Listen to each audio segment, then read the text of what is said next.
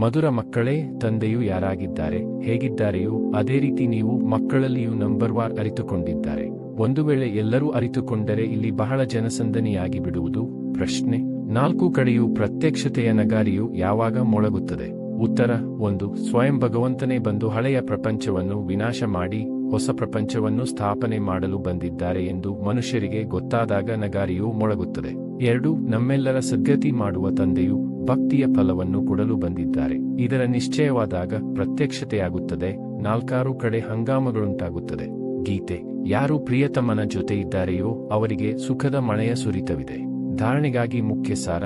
1. ಅದೃಷ್ಟವಂತರಾಗಲು ಒಬ್ಬ ತಂದೆಯೊಂದಿಗೆ ಸತ್ಯವಾದ ಪ್ರೀತಿಯನ್ನು ಇಡಬೇಕಾಗಿದೆ. ಪ್ರೀತಿಯನ್ನು ಇಡುವುದು ಎಂದರೆ ಹೆಜ್ಜೆ ಹೆಜ್ಜೆಯಲ್ಲಿ ಅವರೊಬ್ಬರ ಶ್ರೀಮತದನುಸಾರವೇ ನಡೆಯುತ್ತಿರುವುದು.